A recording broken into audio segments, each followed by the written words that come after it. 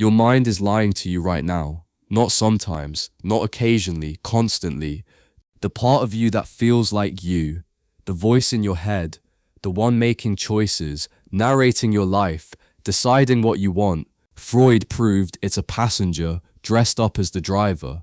And the terrifying part, the actual driver doesn't speak, doesn't reason, doesn't care about your plans, your values, or your sense of self. It just pulls.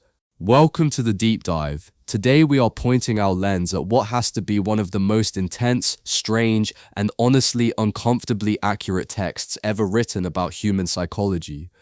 We're exploring Sigmund Freud's 1923 book, The Ego and the Id.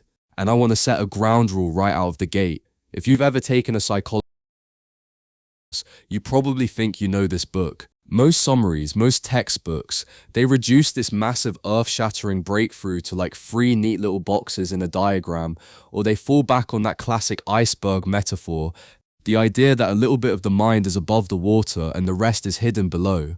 We are absolutely not doing that today.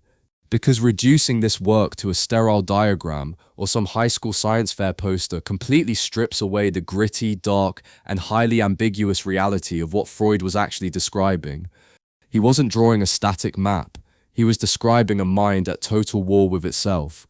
So today we're going to dig into the actual text, the history, and the brutal mechanics of this invisible war, to really grasp what is happening in this text. To understand why it is so radical, you first have to understand the historical and biographical context in which it was forged. We are looking at the year. Freud is 67 years old. He's a man who has spent decades building a massive international reputation, constructing a comprehensive model of the human mind from the ground up. He's at the peak of his career stability. But in the midst of that stability, he receives a devastating medical diagnosis, jaw cancer.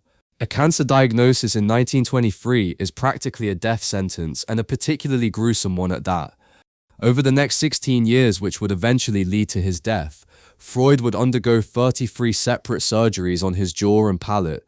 33 surgeries in the 1920s and 30s. The medical interventions were barbaric by modern standards. He was forced to wear an incredibly painful oral prosthesis just to separate his nasal cavity from his mouth so he could speak and eat.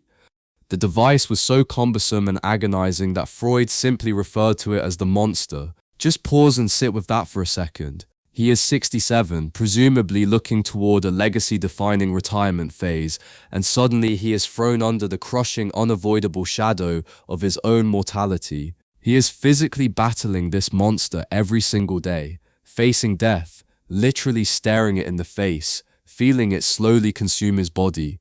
And it's under that specific shadow, dealing with excruciating chronic pain and the looming specter of the end, that Freud makes a staggering intellectual decision.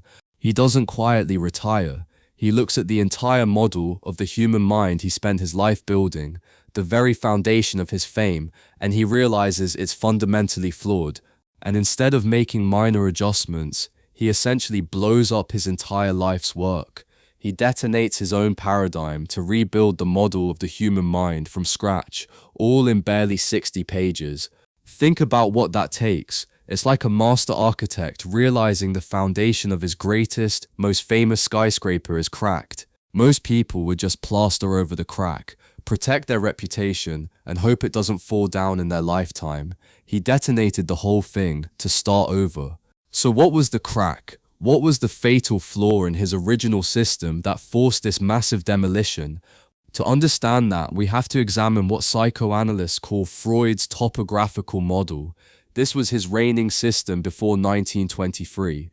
Topographical, like a physical map of the mind, divided into 3 distinct territories based on awareness. First, you had the conscious mind, everything you are aware of right in this moment, the sound of my voice, the thoughts in your head, the temperature of the room, the spotlight of attention.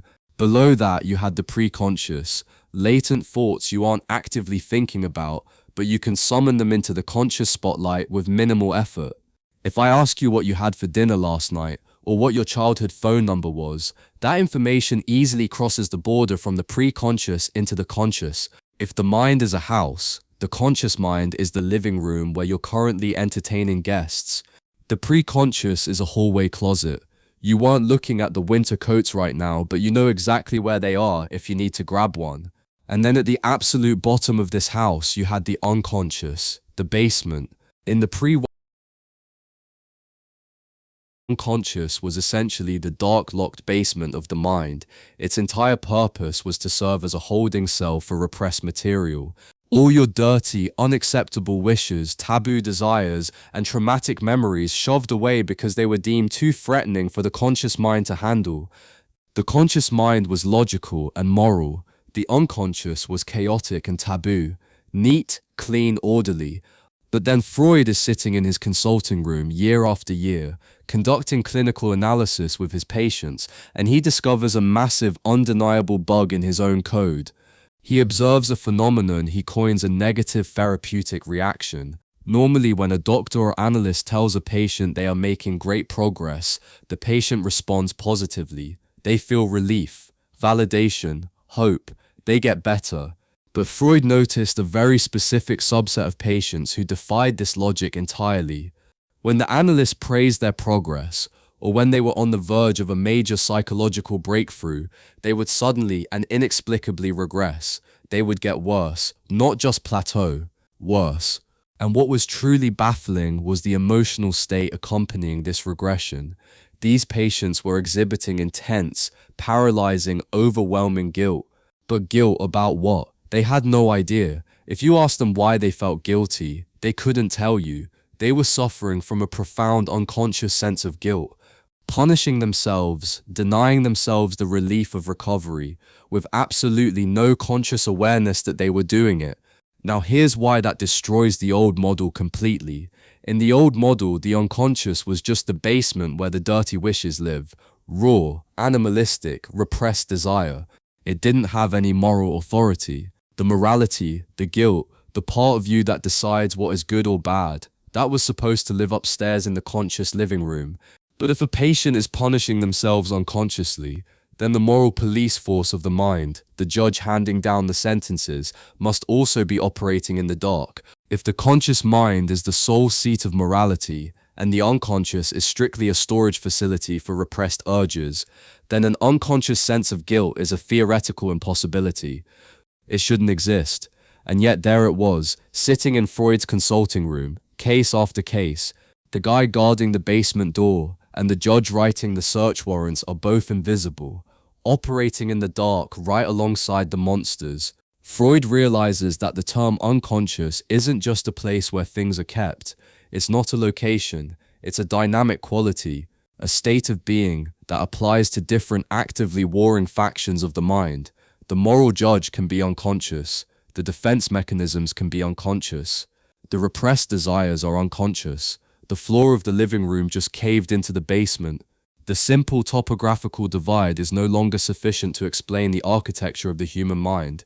The map is useless. Freud needs a completely new paradigm, one that accounts for this dynamic conflict, and to build it, he has to start at the absolute bottom, the bedrock of human existence, the most primitive part of the mind, which brings us to the foundation of his new model, the first of the three new agencies, the ID, or in Freud's original German phrasing, das. And here's something most summaries skip entirely. Freud didn't actually invent the term ID. He borrowed it. He was heavily inspired by a contemporary physician named George Grodek, who was practicing medicine in Baden-Baden. Grodek had recently become attached to the psychoanalytic movement, but he brought with him a very radical, almost mystical, and highly biological view of human nature. And Grodek in turn had adapted the term from the philosopher Friedrich Nietzsche. Why the word it? It feels so impersonal. That is exactly the point. Nietzsche used a grammatical term to describe whatever in our nature is fundamentally impersonal, the aspects of humanity that are subject to natural biological law rather than our conscious will or our individual sense of self. It translates literally to the it. Think about how we use the word it in everyday English. We look outside and we say it is raining, it is snowing. Who is raining? What is the entity doing the snowing? There is no one. It's just a raw force of nature happening. Grodek loved to insist that what we proudly call our ego, our conscious self, behaves essentially passively in life. We think we are making choices, but his famous haunting phrase was that we do not live.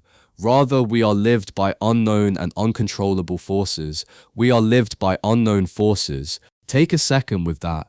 It suggests that our entire subjective experience of agency is a delusion. We are just biological vessels, and it is the weather pattern moving through us, dictating our actions, while we mistakenly take the credit. And Freud takes this somewhat mystical concept from Grodek and solidifies it into the rigorous foundation of his new clinical model. He names it the ID. So what exactly is inside it? The ID is the vast, obscure, inaccessible, unconscious realm of our psyche. It contains everything that is present at birth, everything that is fixed in our genetic and biological constitution, raw biology.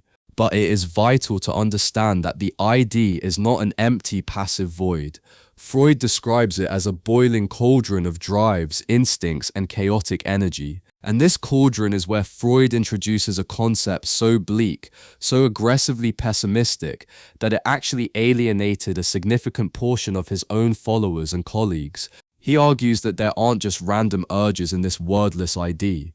There are two massive primordial opposing forces battling it out inside the dark. The love instinct, which he calls Eros, and the death instinct, which later psychoanalysts often refer to as Thanatos. Let's unpack both of these thoroughly, because their interaction forms the engine of all human behavior in this model. Start with Eros, the instinct for life. Eros aims to combine, to create, to build up. In strict biological terms, Freud explicitly connects Eros to anabolism, the cellular physiological process of building up complex molecules from simpler ones. Eros wants to bring things together, to propagate life, to form unities out of separate parts. It encompasses all sexual drives, the instinct for self-preservation, and the fundamental desire to connect with other human beings. Eros is the forward momentum of existence. It's the energy that makes you want to eat a meal, to procreate, to build a house, to fall in love, to form a society. It is the glue of life, the great unifier. But standing in direct unyielding opposition to Eros is the counterforce, the death instinct, Thanatos. And to truly understand why Freud believed a death instinct must exist, you have to understand the philosophical and biological framework he was pulling from. Specifically, he heavily references a concept known as Fechner's principle of constancy. Gustav Fechner was a highly influential 19th century philosopher and physicist. His principle of constancy posits that any enclosed system, and crucially, this includes a living biological organism, inherently strives to return to a state of absolute equilibrium, a state of zero tension. All energy systems want to resolve their internal friction and achieve total rest. So Freud applies this to biology and asks, what is the ultimate absolute state of zero tension for a living, breathing organism?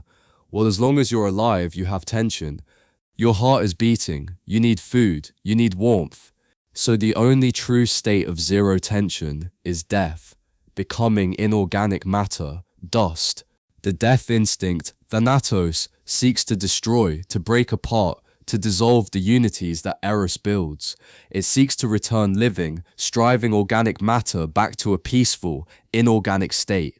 Freud aligns this biologically with catabolism, the physiological breaking down of complex molecules into simpler ones. He argued quite literally that the inherent biological task of the death instinct is to lead organic matter back to the inorganic state from which it originated. That is incredibly bleak. Life itself, according to this view, is nothing more than a continuous, reluctant, highly complicated detour on the inevitable journey back to death. So if we look inside this boiling pot of the ID, we have these two forces locked in an eternal struggle. Eros is like an obsessive architect, constantly adding pieces and creating new structure. And the death instinct is an invisible force patiently trying to smash that structure apart, reducing everything back to individual disconnected pieces, lying quietly, motionlessly on the floor. Now here is the critical twist. The ID itself as an agency operates purely on what Freud calls the pleasure principle. This is a term that gets thrown around in pop psychology a lot, and it is almost always misunderstood. It's usually interpreted as the primal directive to seek out fun and avoid pain, like a hedonistic teenager. But Freud is defining pleasure in a very specific, almost counterintuitive way. We have to strip away the colloquial meaning of the word. In Freud's economic model of the mind, pleasure is not joy, euphoria, or excitement. Pleasure is strictly defined as the lowering of tension, and unpleasure, or pain, is defined as an increase in tension. So the ID, which is entirely guided by the pleasure principle, has one singular blind goal. It is always, constantly trying to get rid of tension. It wants the system to be quiet. Now follow this logic all the way through. Eros is constantly creating tension by making us want things, making us hungry, lonely, ambitious. And the Id's only goal is for that tension to go away entirely. That means the Id at its absolute core is fundamentally aligned with the death instinct. Getting exactly what the ID wants, total tension reduction, is equivalent to dying. Freud suggests that the death instinct is mostly mute. It works silently in the background, a steady gravitational pull toward the void. Eros makes all the noise. Eros is the clamor of life, the screaming infant demanding milk, the desperate lover seeking affection, the artist agonizing over a canvas. But because the id's ultimate allegiance is merely to peace, to the reduction of all these screaming tensions, sometimes the id's blind pursuit of tension reduction is actually giving the death instinct free rein to dismantle the organism. Think of it in terms of the tension cycle. You feel hunger. Hunger is a biological tension, an irritation introduced by Eros to keep your body functioning. The ID feels this tension and hates it. It demands the tension be eliminated immediately. So you eat, the hunger is satiated, the tension drops, and you feel pleasure. But the ultimate logical extreme of eliminating all tension forever isn't eating an infinite amount of food. It's not existing at all. Eating is a temporary localized victory for the death instinct's ultimate goal of total quiet, disguised as a life-sustaining act by Eros. The two drives are completely entangled. It completely flips the concept of desire on its head. So if the ID is this wordless, chaotic, churning battleground of life and death, an ocean of primal energy with no concept of time, no capacity for logic, and zero awareness of external reality, how does any of it ever cross over into our actual waking lives? How do we get from a mute death drive and a screaming life drive to rationally deciding what kind of coffee to order or choosing to look both ways before crossing the street? That is the exact evolutionary problem the human organism had to solve. The ID by its very nature is entirely cut off from the external world. It is blind. It cannot perceive reality. It doesn't know that fire burns human flesh, or that gravity exists, or that human society has complex legal and moral rules. It just wants blindly and relentlessly. So for the organism to survive longer than a few minutes in a dangerous physical world, the ID needs an interface. It needs to develop an organ of perception to interact with reality, test the environment, and negotiate a safe path to satisfy its desires, and that interface is the ego.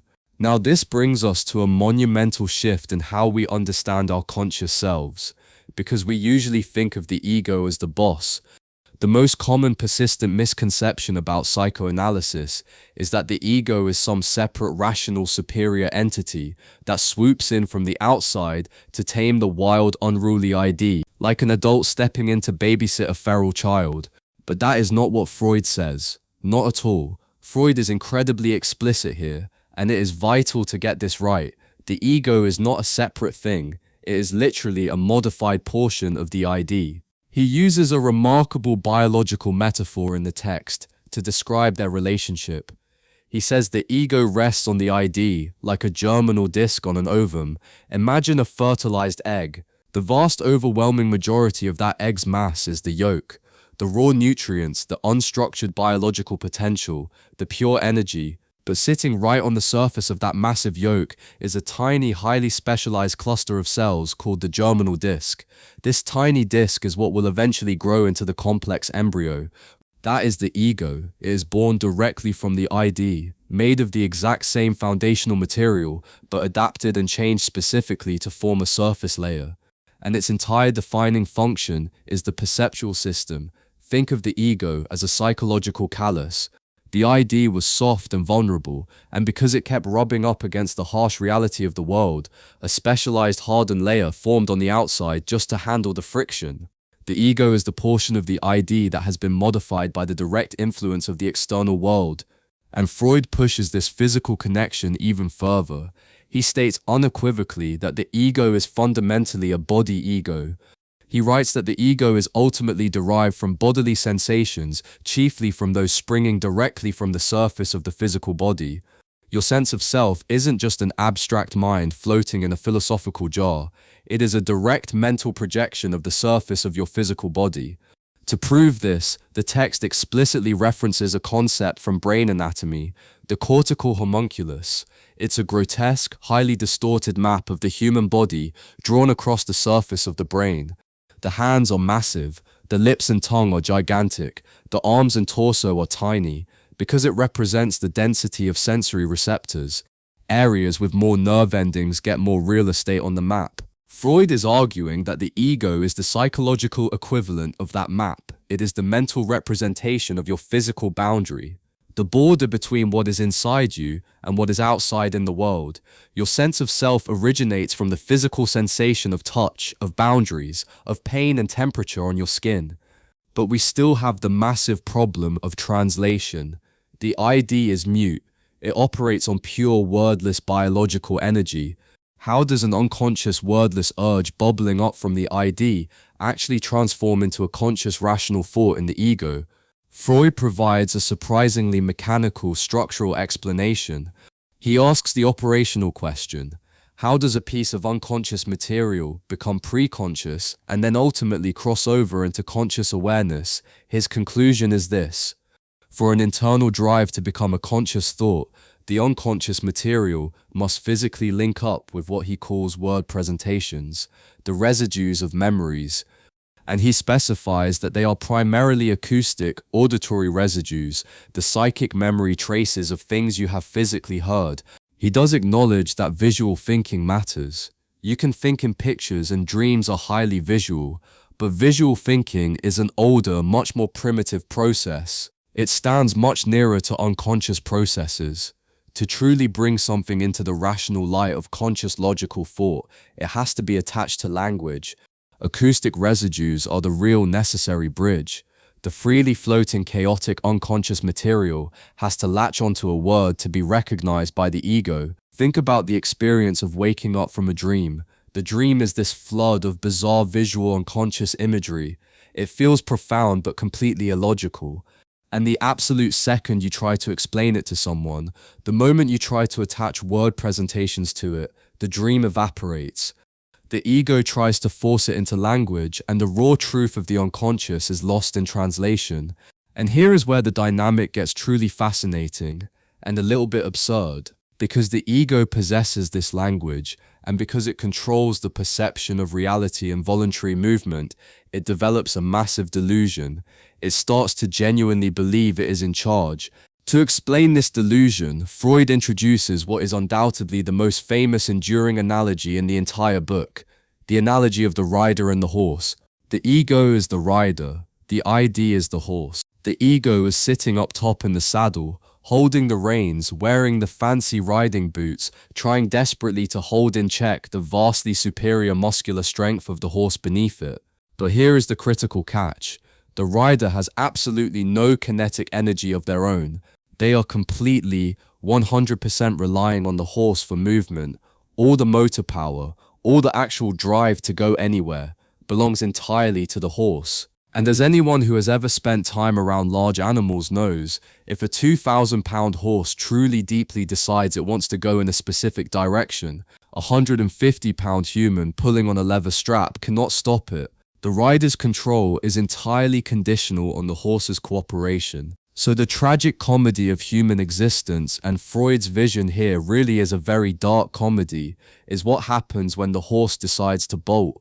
The rider realizes in a flash of terror that they absolutely cannot control this massive beast.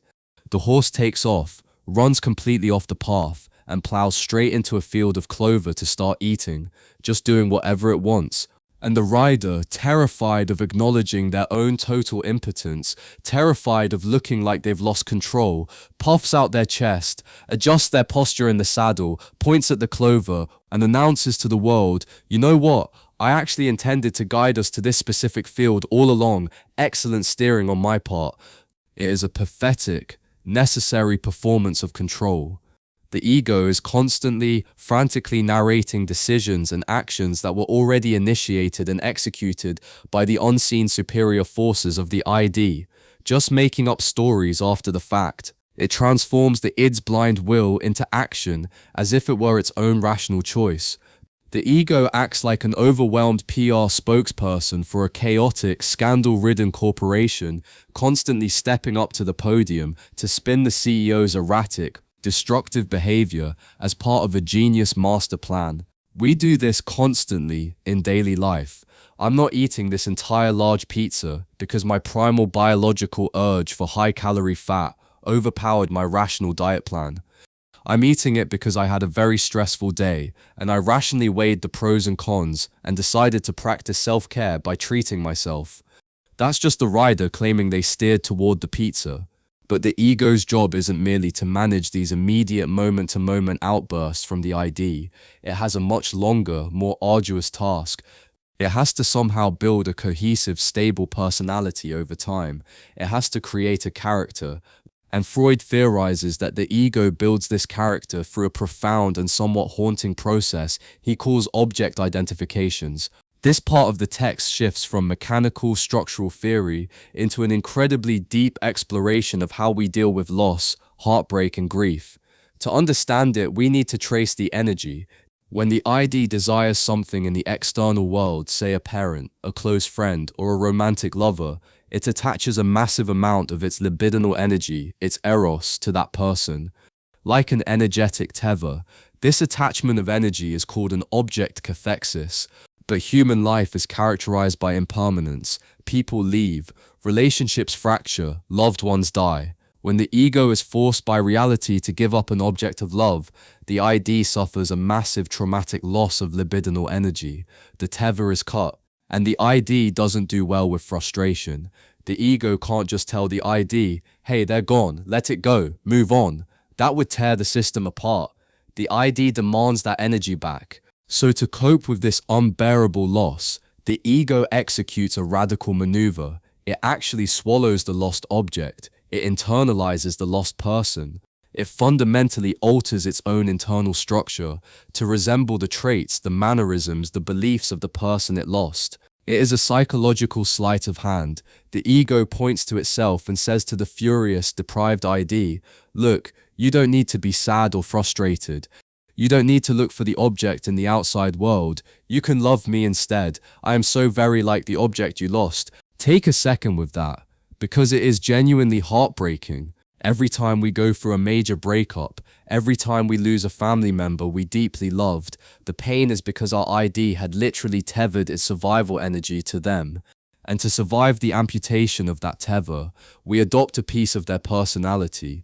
We take on their laugh, their political views, their hobbies, and we weave it into the fabric of our own ego to keep them alive inside us. We trick our own primal drives into thinking the person never really left because we became them. Freud literally states that the character of the ego is nothing more than a precipitate of abandoned object cathexes. A precipitate, like layers of sediment. You are, in a very real structural sense, a mosaic of everyone you have ever loved and subsequently lost. But Freud warns that there is a severe structural danger to this process. If you are constantly swallowing the personalities of lost loves, what happens when the ego gets too crowded? If these internalized objects become too numerous, unduly powerful, and fundamentally incompatible with one another, say you internalize a highly authoritarian father and a fiercely rebellious lover, the internal friction can fracture the ego entirely. It just cracks under the pressure. Freud suggests this mechanism of overwhelming contradictory identifications is the secret psychological architecture behind what we would call multiple personalities or dissociative identity disorder.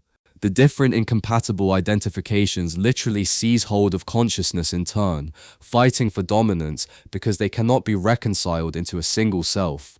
Now let me pause the progression here, because there is a missing piece to this puzzle. We've established that the ego is this battered PR spokesperson, just trying to placate the raging horse of the ID, negotiating with the harsh reality of the outside world, and absorbing the ghosts of dead relationships just to keep the internal peace. If the ego is just doing its absolute best to help the organism survive, why is it so relentlessly, brutally hard on itself? Where does that crushing, self-hating, highly critical internal voice come from? If the ego is just a survival mechanism, why does it feel so much agonizing guilt? That precise contradiction brings us to the discovery of the third and final agency of the mind, the most tyrannical, terrifying force in the entire psychic apparatus, the superego, which Freud also refers to as the ego ideal, the internalized tyrant. The superego is Freud's definitive solution to the mystery we discussed at the very beginning, the unconscious sense of guilt, the negative therapeutic reaction, the patient who got worse when praised. To understand where this brutal internal judge comes from and why it possesses such immense power over the ego, we have to travel back to the most formative and, in Freud's clinical view, the most universally traumatic period of human development, early childhood, specifically the resolution of the Oedipus complex. Now, I know the Oedipus complex is where a vast majority of people completely check out on Freud. It has become a pop culture punchline. The reductionist idea that every toddler secretly wants to sleep with their mother and murder their father, it sounds absurd. But it is crucial that we look past the superficial shock value and the pop culture distortions to see the actual psychological mechanics Freud is attempting to describe. He is not talking about conscious adult premeditated plotting. We have to view the world through the lens of a completely helpless infant. For a small child, the parents are not just people, they are absolute omnipotent gods. They control the universe, they provide all life-sustaining love and nourishment, and they administer all terrifying punishment. The child forms incredibly intense primal, emotional, and libidinal attachments to these godlike figures. And those attachments aren't simple, they are incredibly tangled. They are defined by intense ambivalence. Let's examine the classic simplified model of the little boy, which Freud uses as his primary template. The boy develops a deep, direct libidinal attachment to his mother. She is his primary source of comfort, warmth, and survival. He wants exclusive access to her, but standing directly in his way, blocking this exclusive access, is the father. Now the boy has already developed an identification with his father. He looks up to him, he wants to grow up to be strong like him. But suddenly, because of the boy's desires toward the mother, this beloved father also becomes a terrifying, all-powerful rival, an obstacle. So the kid's developing ego is trapped in this impossible cognitive dissonance. I love you, Dad. I rely on you, and I want to grow up to be exactly like you. But also, you are currently in my way. You are physically massive, and I am deeply terrified that you are going to destroy me because I want Mom's exclusive attention. It is a completely unwinnable scenario for a toddler, a terrifying, overwhelming emotional rivalry that the child's fragile ego cannot possibly sustain, let alone win. The anxiety of this situation threatens to tear the child's psyche apart. So what does the child do? It utilizes the exact same survival mechanism we just discussed regarding lost loves, internalization. To overcome the terrible tension of the father complex, the ego is forced to abandon its desires, and to compensate for that massive renunciation, it swallows the parents. The ego permanently internalizes their authority, their rules, their judgments, and their prohibitions. It's like the child realizes they can't defeat the external threat, so they download the parental firewall directly into their own mind to ensure they never break the rules again. But this internalization is not a simple clean copy-paste of the parent's actual personality.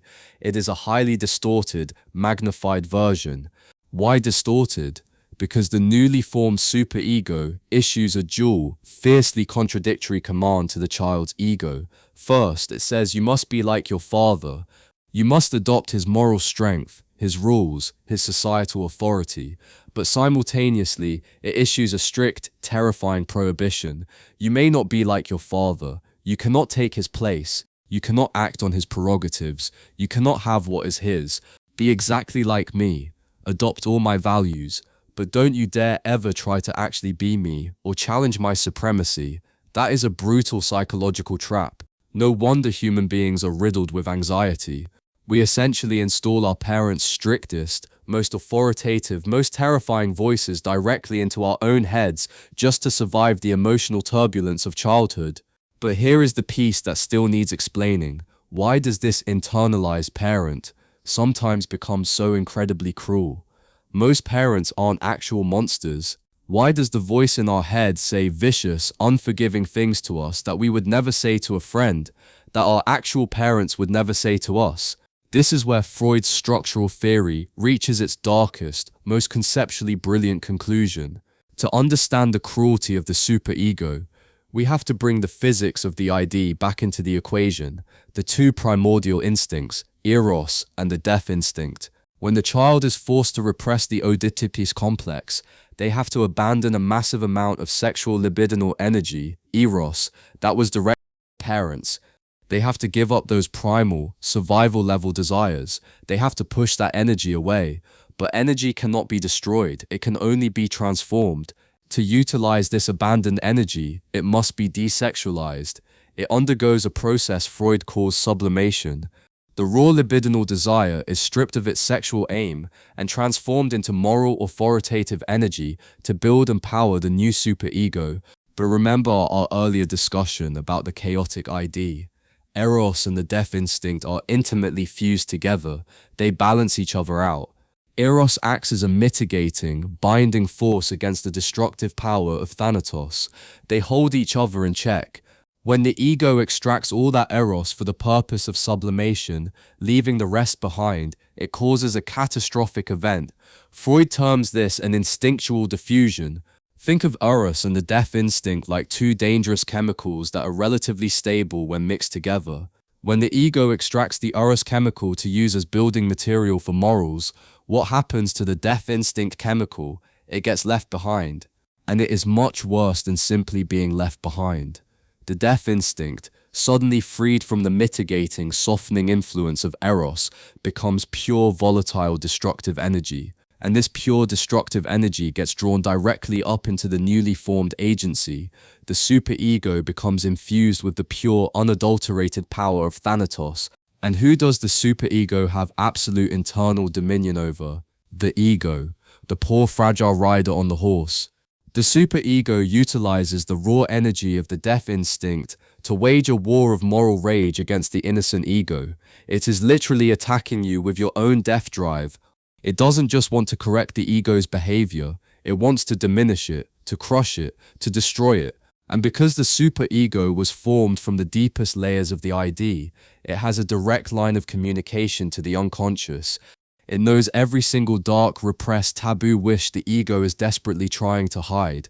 So even if you don't actually do anything wrong in the real world, even if you are a perfectly polite, law-abiding citizen, your superego knows that deep down in the basement, you thought about doing something terrible, and it tortures you for the thought with the exact same severity as if you had committed the act. To the superego, the internal wish and the external deed are indistinguishable. It judges the thought as harshly as the action. That is the true source of the unconscious sense of guilt. That is the answer to the negative therapeutic reaction. The patient on the couch gets worse when the analyst praises them because their superego, fueled by the relentless death instinct, genuinely believes they do not deserve to get better. It believes they are fundamentally guilty and deserve to suffer regardless of their actual conduct in reality. It is a horror movie happening entirely inside the confines of the human skull. You are locked in a room with a judge who can read your mind and who is armed with a biological drive toward death, which perfectly, tragically sets the stage for the culmination of Freud's model. Now we have all three actors on the stage. We have the chaotic, churning, blind demands of the ID. We have the brutal, mind-reading, tyrannical punishment of the superego. And caught directly in the crossfire of this invisible war is the ego. Freud summarizes this impossible situation by referring to the ego as a poor creature owing service to three masters. Three masters, let's lay them out clearly because it really emphasizes how besieged our conscious mind actually is. First, the ego has to answer to the external world. It has to look out of the physical eyes, perceive reality, dodge oncoming traffic, pay the electricity bill, maintain social relationships, and keep the physical organism alive in a hostile environment. That is a full-time job by itself. Second, it must answer to the libido of the ID. The ego is constantly, relentlessly bombarded by the primal wordless demands bubbling up from below. The immediate need for food, for sexual release, for aggression, for tension reduction. Just constant screaming from the basement. The ego has to somehow satisfy these demands to prevent internal rupture, but it has to do so without violating the rules of the external world and getting the organism destroyed. And third, it must answer to the severity of the superego. It has this invisible, omniscient dictator living inside its own house, constantly broadcasting, "You aren't good enough. Your thoughts are impure. You are guilty. You must be punished." Analyzing every single compromise the ego makes between the ID and reality. Because the ego is trapped in the center of these three impossible conflicting demands, Freud declares a profound psychological truth. The ego is the actual primary seat of anxiety. When you feel anxious, it isn't a malfunction of your brain. It is the ego's completely rational, justified response to being surrounded by existential threats on all three sides. Think of it this way. You are a frontier town mayor, sitting in a tiny office, trying to negotiate a peace treaty. On one side of town, you have a rampaging, thoughtless barbarian horde trying to break down the gates. That is the ID. On the other side of town, you have a fundamentalist, puritanical inquisition threatening to burn you at the stake for your sins. That is the superego. And meanwhile, a literal tornado is bearing down on the town from the sky. That is the external world. Your only job is to keep the town from burning down while confidently pretending to the citizens that you have everything perfectly under control. That is perhaps the most accurate description of the human condition Freud ever put to paper. And we can see exactly what happens when this delicate, desperate negotiation breaks down entirely. Freud looks closely at the clinical condition of melancholia, what we in the modern diagnostic manual would call severe, psychotic, treatment-resistant depression. In a state of melancholia, the balance of power shifts catastrophically. The superego becomes what Freud chillingly refers to as a pure culture of the death instinct. A pure culture, like a biologist swabbing a petri dish and finding it completely colonized by a single organism. All the mitigating Eros has been stripped away. The superego's internal criticism becomes so merciless, so hypervigilant, and so completely untethered from external reality that the ego feels entirely hated and persecuted by its own mind. It is overwhelmed by an inescapable sense of guilt, worthlessness, and impending doom.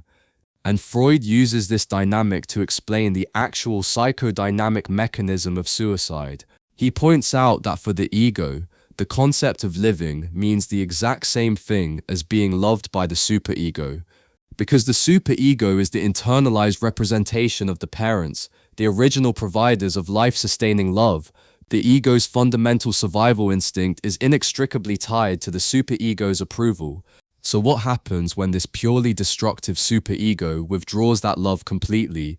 When the superego withdraws its love and radiates nothing but the death instinct, the ego loses its anchor to life. The ego simply lets itself die. This is Freud's profound psychodynamic explanation for suicide. The ego doesn't actively murder itself. Rather, it passively submits to being killed by the tyrant inside. It sees itself deserted by all internal forces of protection. It is overwhelmed by the pure, unadulterated death instinct pouring down from the superego, and it yields to the void. That provides an incredibly empathetic, if devastating, framework for understanding deep depression. When someone is in that dark place, It is not just a matter of being sad or needing to look on the bright side. It is an active, brutal, internal execution taking place. A battle for basic survival, where the enemy happens to have all of your personal security codes and controls your life support system. It frames severe depression not as a weakness of character, but as an overwhelming structural collapse under the weight of an internalized tyrant. Now, amidst all this dark, heavy theory, there is a fascinating behind-the-scenes debate worth bringing up. It highlights how difficult these concepts were to nail down, even for the people closest to Freud. It comes from the extensive footnotes and appendices written by James Strachey, the psychoanalyst who took on the monumental task of translating Freud's complete works into English. Strachey is combing through the German texts, and he notices a blatant contradiction in the ego and the id. Freud states very clearly that the id is the great reservoir of libido. The id is this massive underground storage tank of life energy that shoots out desires. But Strachey notes that in some of Freud's later writings, and even in a few earlier essays, Freud insists that the ego is the original reservoir of libido. So which is it? Where does the energy actually pull? Strachey attempts to reconcile this contradiction by looking closely at the developmental timeline of the mind. He argues that before the ego differentiated from the id, back in the earliest stages of infancy, there was no separation. There was just a vast undifferentiated ego-id mass, just a blob. But to explain how the newly formed ego eventually handles this energy, Strachey highlights a bizarre but brilliant biological metaphor Freud uses. Freud compares the ego to an amoeba. Think about how an amoeba interacts with its environment. It doesn't have hands or eyes. It extends little temporary tentacles of its own cellular mass, called pseudopodia, out into the surrounding water to probe the world, to engulf a piece of food, to interact with an object. And once it's done, it retracts that cellular mass back into its main body. Strachey suggests we view the ego precisely as this amoeba. The ego sends out its libidinal energy, its Eros, acting as emotional pseudopodia, to attach to objects in the real world. It extends energy to love a partner, to pursue a career goal, to care for a child. But when the ego gets hurt, when the object is lost, or when the ego feels threatened by the superego and needs to protect itself, what does it do? It pulls the tentacles back in. It withdraws all that life energy away from the outside world and pulls it back into its own mass. It becomes fiercely self-focused. It becomes narcissistic. It hoards its own energy just to survive the onslaught of the three masters. This debate over the reservoir is so illuminating because it shows that even as Freud was writing this definitive, groundbreaking text, his metaphors were constantly shifting. He was trying to pin down jelly. He was struggling to capture a psychological process that is almost too fluid, too dynamic for static words. Is the mind a rigid storage tank of energy, or is it a living, breathing, pulsing cell constantly extending into the world and retracting in terror? Now I want to bring up one final profound concept from the text that completely alters how we understand anxiety, the fear of death. Freud argues that when human beings feel that deep, paralyzing, existential dread, that 3 a.m. panic about our own eventual non-existence, it is not actually a biological fear of dying. The ID believes it is immortal. It operates completely outside of time. It has no conceptual framework for its own end. So if the core of our being doesn't understand death, what are we actually terrified of when we lie awake fearing the void? Freud argues that the adult fear of death is actually a direct developmental descendant of the fear of the superego.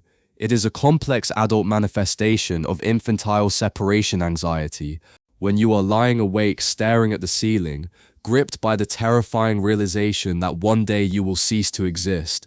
What you are actually experiencing is your ego regressing to a state of infantile terror, terrified that its internal protector, the internalized parent, the superego, has turned against it or abandoned it to the dark. Think of a human infant.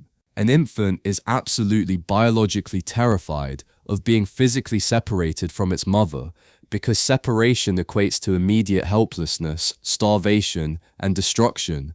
Infant survival relies entirely on the mother's presence. Fast forward to adulthood, the ego's survival relies entirely on the superego's approval. Therefore, the adult ego is terrified of being abandoned by the superego. When you feel that crushing existential dread, it is your ego feeling the sudden cold withdrawal of the superego's love, leaving the tiny, fragile ego completely exposed to the mute, terrifying magnetic pull of the death instinct lurking in the dark. Take a moment with that. When you feel that deep existential dread, it is not about the biological end of your body. It is your ego terrified that its internal protector has turned against it. It is not a fear of the future. It is an echo of the nursery. It recasts our most profound, sophisticated philosophical fears about mortality as intimate internal childhood panics. It strips away the philosophical grandeur of existentialism and replaces it with the stark, terrifying vulnerability of human psychological development. So let's zoom out, because we've covered an immense, staggering amount of ground today. In barely 60 pages of text, written while enduring unimaginable physical agony, Freud achieved a scorched earth demolition of the human self. He took away the steering wheel. He revealed that our rational conscious mind, the part we are so incredibly proud of, the part that builds cities and writes laws, is just a fragile, callous border town, constantly, desperately negotiating a peace treaty it can never actually enforce. On one side of the border, you have the ancient wordless gravitational pull of biological drives aiming ultimately for the peace of the grave, the ID. On the other side, you have the tyrannical, mind-reading, internalized ghosts of our parents and our society, weaponizing our own energy against us, the superego, and caught in the middle is the ego. Just the exhausted mayor of this town, trying to keep the buildings from burning down today while confidently holding a press conference to pretend it planned the fires all along. It is a radically decentering, deeply humbling view of humanity. It forces us to acknowledge in the most literal sense that we are not masters in our own house. The basement and the attic are conspiring against the living room. We live in a modern culture that is absolutely obsessed with finding our true selves. We go on silent retreats. We meditate. We take endless personality tests. We go to therapy, all with the stated goal of stripping away the noise to uncover the pure, authentic me buried underneath it all. But if we take Freud's 1923 model seriously, if we accept the mechanics of this internal war, it raises a terrifying essential question about that entire pursuit. If the ego is truly just a powerless rider pretending to steer a massive horse, merely applying language to decisions that have already been made by unseen biological forces, if you strip away the ID's blind animal impulses and you strip away the superego's borrowed internalized rules, is there actually a you left to find at all?